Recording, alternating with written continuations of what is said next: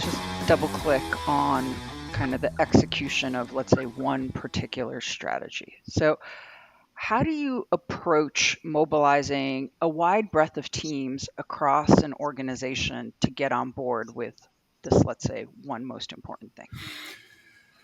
This is one of the hardest things, we're talking about cross org, cross functional execution. The first thing is you need, before anything else, you need to articulate the strategy in a way that is clear, very simple. It's not complex. It's compelling and it's credible. So just start there. There needs to be the belief from all the people that you're mobilizing that this makes sense, that they're excited about it, and that they're very clear on what this is and why we're doing it. Then there are roughly 10 different elements that I have found, and many others in academia versus practice have found are required for success cross functionally. One of the most important is what we call executive governance, which is um, how often are the people at the C suite made aware of how execution is happening? What are the communication flows? What are the ways that they create accountability, a reward, penalty for not executing well? That can absolutely change the game. And I've written some thought leadership about that. Communication is critical, right? What is the form of communication? Is it going to be happening in meetings, asynchronously over email or Slack? What content do we need to communicate about? What are we talking about? Why?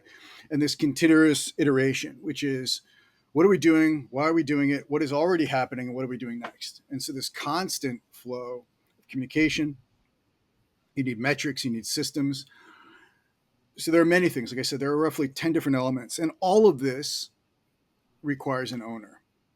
So typically what you'll see happening is a strategic offsite, quote unquote, to use the phrase it's tossed around, strategic offsite, where all the C-suite gets in a room and they say, yes, okay, this is what we're going to do this year or this quarter.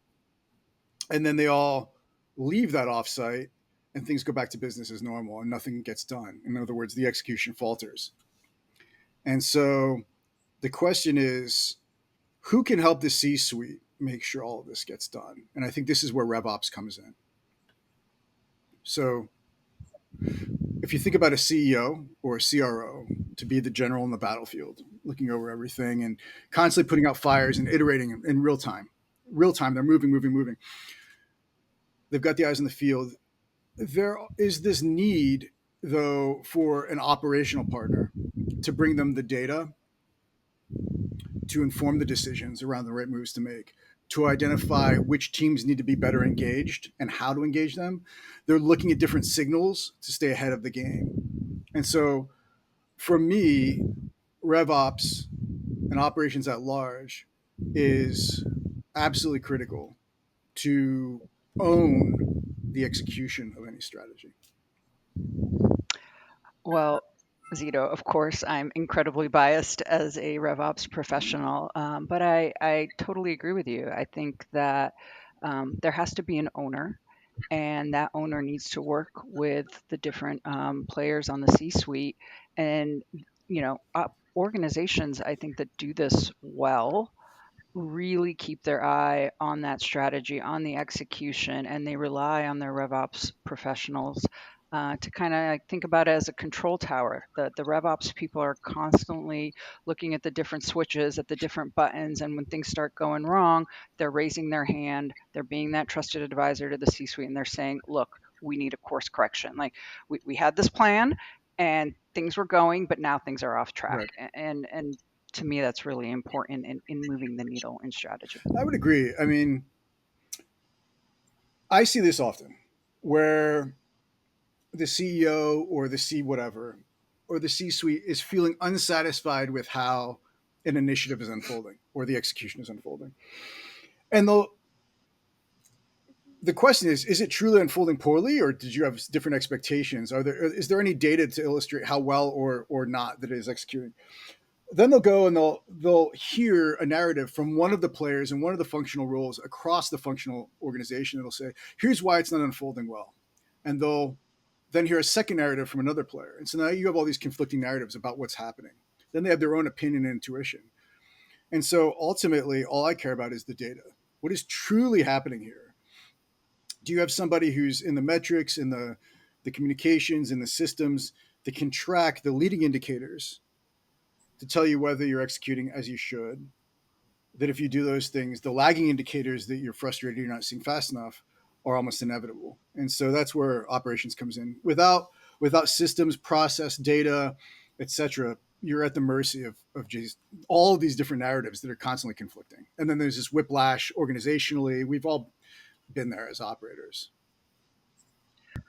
Well, I think, if you can't measure the change effectively, you can't accelerate if it's going well, and you can't course correct if it's not. So you're saying, okay, we're going to do this, but without understanding how you're going to measure its impact, it's flying Yeah. blind. Yeah. So I love where we're going here in a couple of the key points. One is RevOps. Anyone who's listened to this podcast know that I believe this is the biggest opportunity that the industry of sales, the focus of sales has.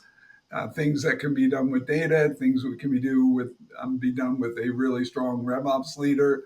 Um, I think that the next 2 or 3 years are going to be really, really significant on how RevOps impacts most sales organizations if done correctly. The other thing we're covering is the core role of an operating partner.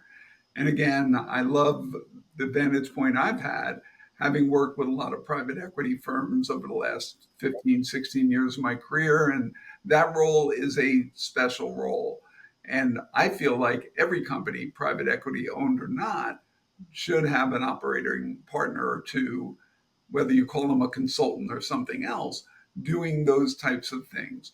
So if you can take us deeper, Joseph, on the some of the challenges that an operating partner model can help fix, and also some of the misconceptions that may be slowing down the growth and the usage of that type of outside resource. Sure.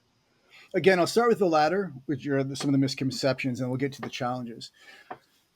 To me, the most fundamental and basic misconception is that a CEO and their executive team can do it all themselves, or even that they should, even if they're the most seasoned executive, or this misconception that getting support outside of your team is somehow a sign of deficiency or weakness. Um, Early on, as I was thinking about, do I want to launch this consultancy or X form, whatever it is going to be, what I was looking at was highest performers in many categories, and we'll use athletics. Let's look at one of the most ambitious goals you can have as an athlete. It would be to qualify for the Olympics and then to get the gold. And there is no Olympian who would ever say that they didn't have someone, if not an entire group of people, that were helping them figure out how to increase their chances of succeeding, um, watching how they perform from the side, which is something you can never do, right? Yourself as you run, as you're making the run, there's nobody watching you from the side that can sort of guide you there. And so this idea that in business that we should be completely self-sufficient and have all the answers and we can do this ourselves, it doesn't translate to other categories of high performance. That to me is the most common misperception. And I think the operating partner role evolved in private equity out of necessity, right? You had general partners who were primarily analysts and financial restructuring, financial engineering guys, but they were never really operators. And so they truly couldn't come alongside the CEO in the same way. So I use the term operating partner slightly differently, um, but we'll table that for now. The challenges that I see outside of the misconceptions for most C suite is how do you coordinate all of the activities required to execute on growth alongside business as usual. That is maybe the most difficult, challenging aspect of pursuing growth strategies or stalking almost impossible goals. Is okay, we have growth, but we have business as usual and maybe even technical debt or other kinds of debt we have to pay down. How do we grow and do that? Also, there's what I said earlier, which is you have multiple stakeholders in any executive leadership team or any organization. They have their own agendas, they have their conflicting narratives. So, as an operating partner, and I call myself an independent operating partner, in that one, I'm not a part of the organization. I don't have my own agenda or my own point of view on why customer success should work this way versus sales should work that way or market. My only objective is the increase of valuation through revenue, profit, etc. And I'm also not beholden to the private equity firm and the board as a traditional operating partner and PE might have. So I am there constantly creating a forum and a process whereby we stop the fire hose of business as usual and we focus on growth for however many hours that is, weekly, monthly, quarterly.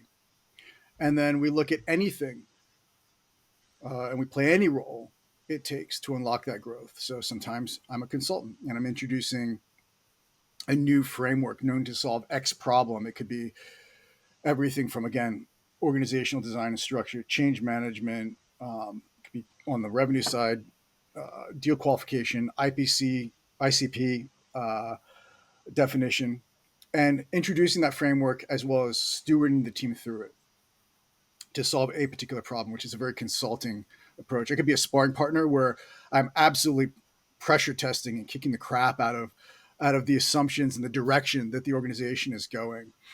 I can be a confidant to the CEO where they're unpacking all of those conflicting narratives and we're discussing it and we're looking at their own way of thinking through this.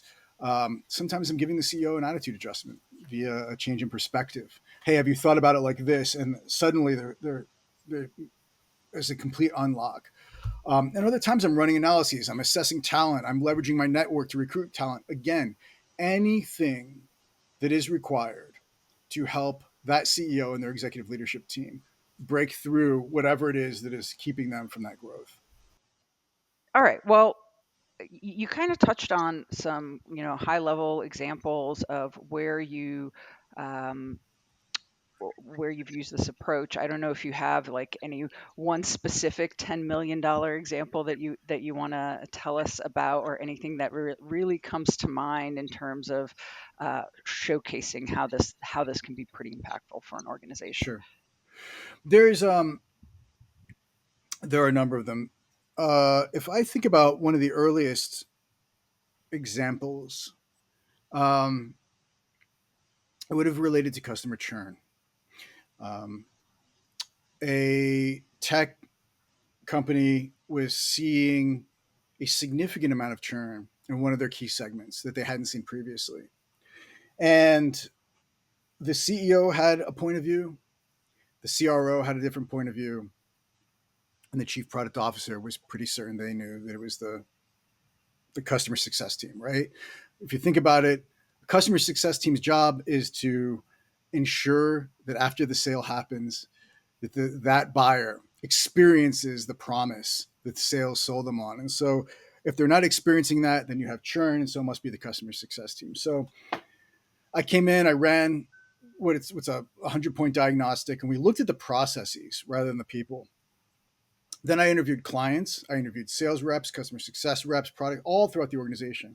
And what we identified was, yes, there were process issues, significant customer success, blocking and tackling process issues, but there were also very deep product issues, issues with their ICP, who they were selling to. And all of that stemmed again from ultimately strategy. Like if I said, what are you trying to do here? Do you know how you're going to win this year or over the next 2 or 3 years? And then this whole motion between product, sales, and success, how does it serve that? They couldn't answer. And so it was ultimately strategy. So then what we did was we created a 6-month plan to improve customer success process itself. And that truly looked like, if we did one thing every business day for the next 6 months, what would that look like? And then weekly work sessions with the chief customer officer to ensure that that execution was happening. In parallel to that, we realized you have to rework your ICP. There's no amount of process that will make this product valuable for a certain segment of the market that you're bringing in. And so we reworked their ICP. That took about 3 months.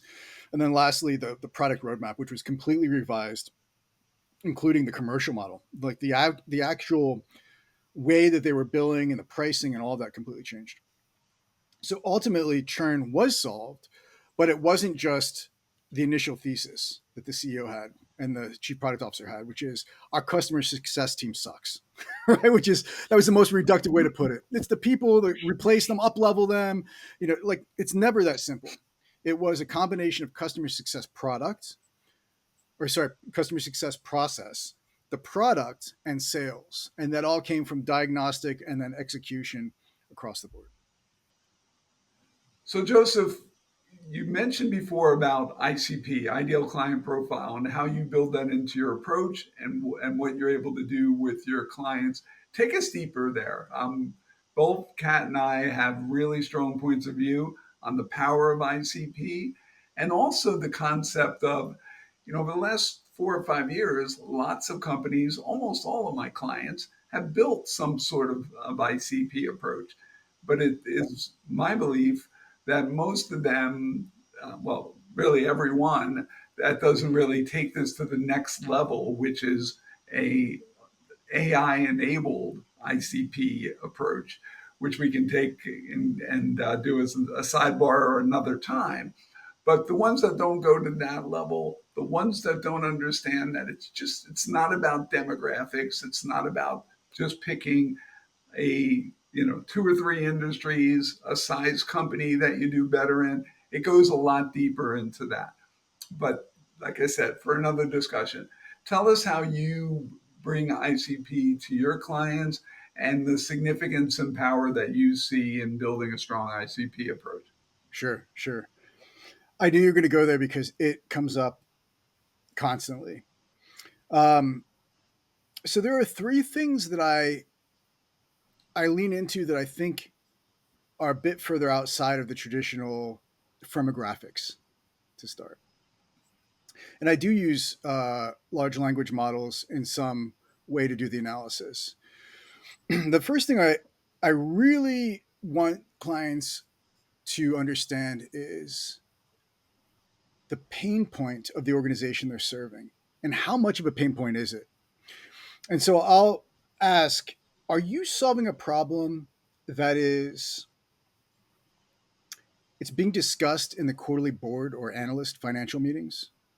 And if you're solving something that contributes to that discussion, you're in a great spot. In other words, so your ideal client is one who, when your solution to their problem is solved, they will discuss it in that quarterly earnings call, or you can map it directly. So I will, if it's a publicly traded company, I will go pull the last several quarters of analyst calls from them and their competitive set, and then I'll run large language models to see, what are the topics they're discussing in this particular category with that particular client at that level, at that's most senior level. The second part of it is um, the almost in the micro, the transactional level. So, are you accounting for how dollars are transacted? And almost, if you go to Medic or Bant or one of those models, um, is there a budget already?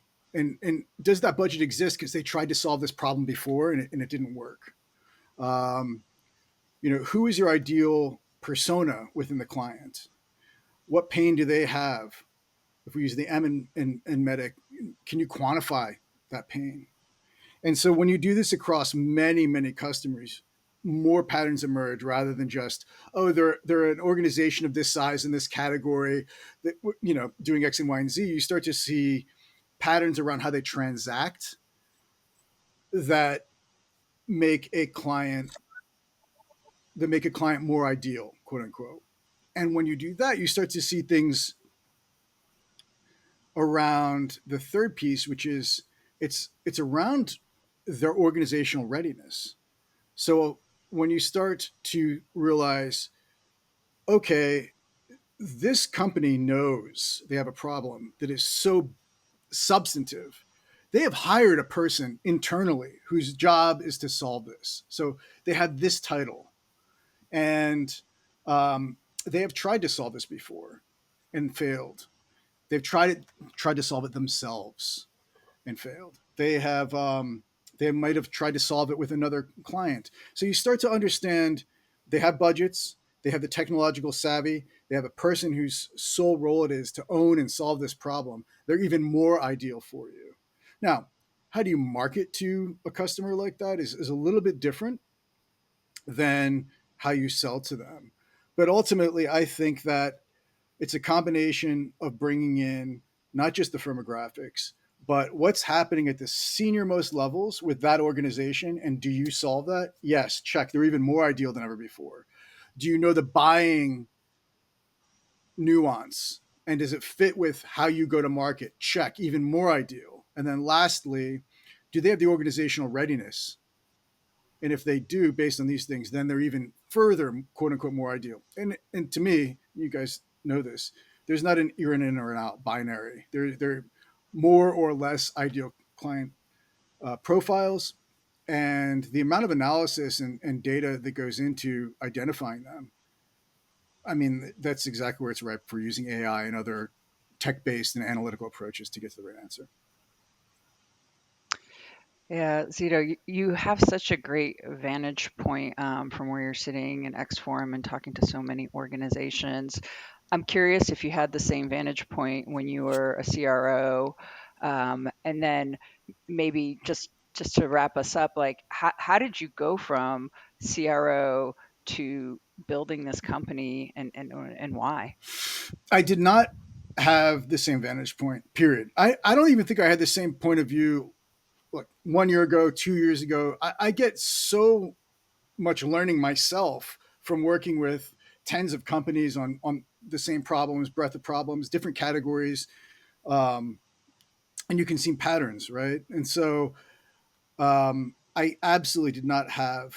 I had the beginnings of some of this, which is why I started Xform. It was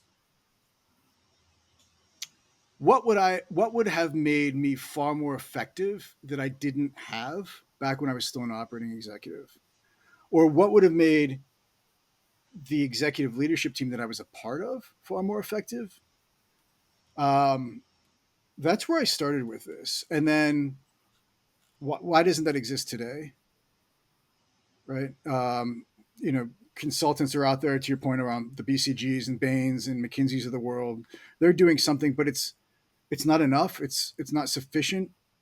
Then you have executive coaches on the other end who are usually from like a behavioral psychology or HR background, so they don't get the operating side. So, what was missing that would have truly been transformative for me and or the executive leadership teams, which is why I call it X Form. And so that's how I ended up. That's just where I started, which was what were the pain points that I was feeling as an operating exec, and then how would I go about solving them? And that's just constantly over the last 4 years. I just keep going back to that. So my own customers' pain points and the pattern of them and how prevalent and broadly they feel them, and we just keep going back to that. Oh. Well, thank you, Zito. Thank you for sharing your experience with us today. Let's do a little round of rapid fire questions and go from there. Great. So, first one, Zito, what was the first product or service you ever sold? It would have been when I was 15. It was hamburgers and root beer. Awesome. Yeah. Cool. Tell us about your first full time sales role. Officially, quota selling would be selling data to the very complex advertising ecosystem. Um, at a company called Datalogics that we ended up doing a nice unicorn exit to Oracle with. And that was the first time I was quoted. I think that I'd been playing sales roles leading up to that, or sales support, but that was the first time I carried quota. All right, well, that's a nice segue to my next question. So I love learning from other people, and for the techie geeks out in the audience like me, I'd love to hear what are some of your favorite operations tools that you use. The first would be a bowling chart or a bowler chart combined with a countermeasure, and that's not so much a platform or a tool, but it comes from the Japanese framework of Hoshin Kanri, and I found that this is used quite often in manufacturing, but technology firms would benefit so much. Almost any firm would benefit from having an approach with a bowling chart and a countermeasure approach, or Hoshin Kanri at large. That's more of a framework than a tool. On the flip side, if I had to pick a tool, I actually think the work management tools, the ClickUps, Asanas, Mondays, are incredibly valuable for what we talked about earlier. You are aiming to mobilize tens of people across different teams to do things that are not business as usual. How do you track all of those things week after week? They're not in a CRM system, that's for sure, not in Churn Zero. So, how do you create visibility and accountability around the breadth of things that an organization needs to do to execute? And that's a work management platform for me. So, I love that. Yeah, I totally agree. It's a great way to keep lots of cross-functional teams on task without, constantly nagging them. So, um, what do you wish your 21-year-old self knew today? Yeah, when you let me know you're going to ask this question, I rewrote the answer 3 or 4 times, and then I was like, oh, of course, it's this. Um, it would be I never, never, ever want you to consider yourself a victim in any way. Absolutely refuse to even entertain that idea. You are a creator of many different things, many options, many paths out of whatever it feels terrible, and that you're tempted to feel like a victim of. And in fact, you can create paths that turn that trial into a complete blessing, but never entertain the idea that you're a victim of the circumstances you're in. Very cool. Okay, favorite sales book. I think To Sell is human in that fundamentally everyone is always in sales, right? I'm always, and I have to revisit this concept with so many of my clients when they're looking at organizational friction. Why isn't this happening? And I'm like, well, did you sell them on it? And they're like, what do you mean? I'm a chief product officer, right? I'm a chief financial officer. And it's, well, you're trying to get them to do something that they don't really want to do, or they don't even realize that they need, and they have some hesitations. You got to sell them on it. So I love To Sell as Human from that fundamental. We're all salespeople all the time. Perfect. And being that you're not a follower and you're leading your approaches, you probably don't have just one favorite business book. But if there is one you had to pick, what would you say? I struggled with this too. If I had to pick one, it would probably be Peter Drucker's Effective Executive. I'm a huge Drucker fan. Again, I wouldn't call him a guru, and I think there's a lot that I wouldn't agree with, but I particularly like that book quite a bit. Awesome. Well, perfect. Again, Zito, thank you very much for taking the time. And thank you, Kat, for being with us as well. And thank you to our incredible audience. All the best. And thank you, Zita. And you dropped a lot of really great tips on us during the show. So we'll make sure to link some of that information and some of those methodologies that you mentioned in our show notes. You got it. Thanks for coming on. Thank you for having me.